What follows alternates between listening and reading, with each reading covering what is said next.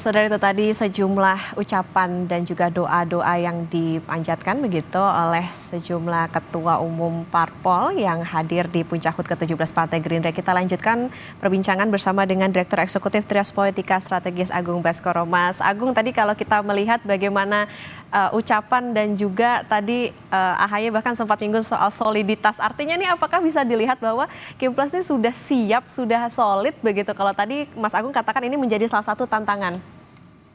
Ya, saya kira untuk saat ini memang masih bulan madu, Mbak Ta ya. Jadi tidak ada riak-riak yang terlalu signifikan di internal Kimples karena semua ketum ini kan berada di wilayah yang aman ya sebagai Menko.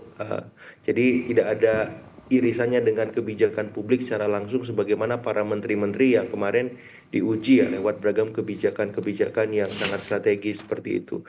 Tinggal bagaimana para ketum ini akan merespon saat misalkan jatah ya di kabinet mereka dikurangi semacam itu ataupun ketika mereka diperingatkan dalam konteks ya perilakunya itu akan menjadi ujian paling nyata ketika nanti Koalisi Indonesia Maju Plus Kabinet Merah Putih akan terus bergulir dari waktu ke waktu ya. Bisa jadi nanti tantangan hebatnya akan mengemuka jelang 2029, asumsikan 2027, 2028, atau ketika misalkan ada masukan untuk misalkan politik nasi goreng itu jadi dimasak, PDIP-nya tiba-tiba masuk, otomatis akan ada penyesuaian-penyesuaian politik yang harus diterima oleh Koalisi Indonesia Maju Plus sebagai koalisi awal yang mendukung pemerintahan Prabowo Gibran seperti itu. Jadi tantangannya akan ada di sana, tapi saya lihat sementara ini selama ini ya per 3 bulan ini semuanya baik-baik saja seperti itu dan semuanya nyaman dengan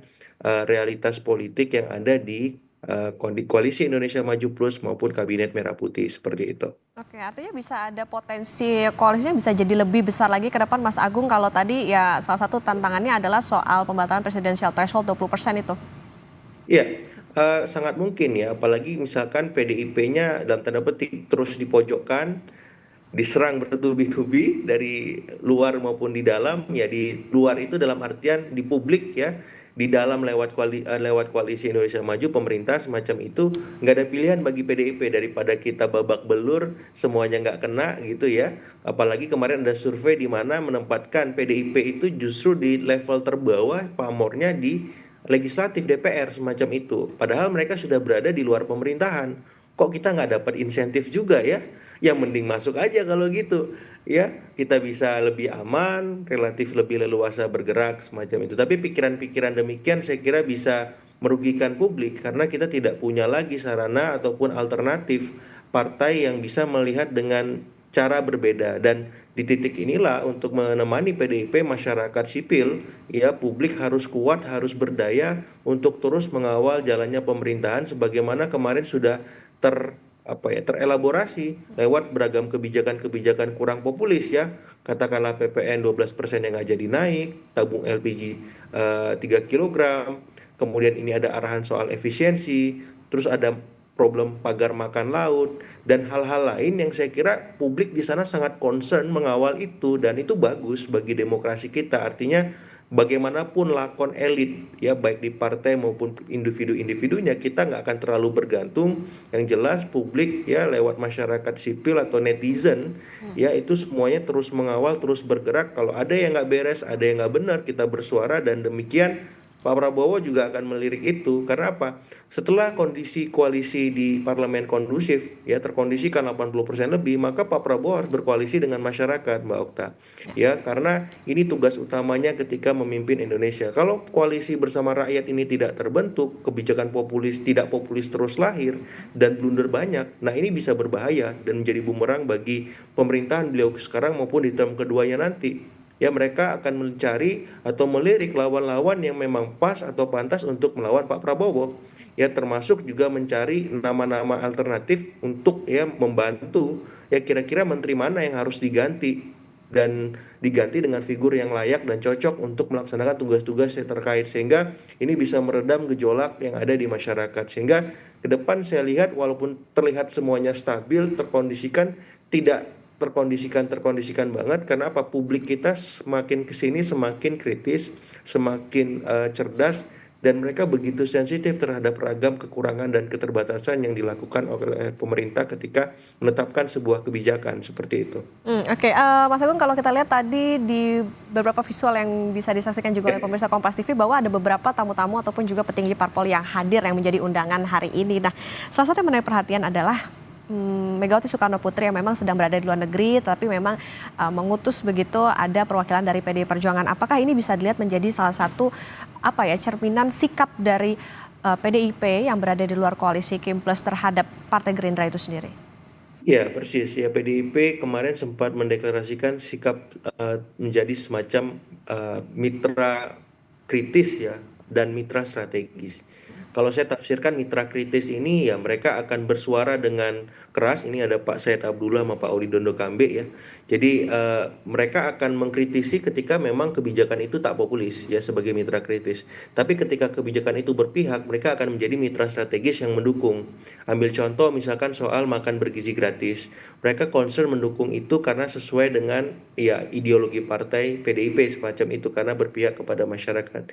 Yang mereka dalam tanda petik kritisi bagaimana ya pelaksanaan MBG itu supaya sesuai dengan peruntukan, anggarannya tidak bocor, kemudian kualitas ya MBG sendiri apakah menunya, pengolahan makanannya dan seterusnya itu menjadi terus lebih baik sehingga ini arahan yang saya kira baru pertama juga dilakonkan oleh PDIP dalam posisi dua kaki semacam itu ya, mitra kritis ataupun mitra strategis semacam itu. Jadi kalau saya sih melihat ini akan terus dinamis ya positioning ini karena ini akan membuat posisi tawar PDIP tetap berada di orbit strategis kekuasaan karena mereka dalam tanda petik tidak bisa melakukan satu peran saja atau satu citra saja sebagai oposan ya karena mereka harus menghitung betul efek dan ekses yang terjadi ketika mereka misalkan kritis terus ya efeknya apa kepada partai maupun kepada kader-kadernya hari ini semacam itu tapi juga mereka nggak bisa mendukung terus kenapa mereka harus mempertahankan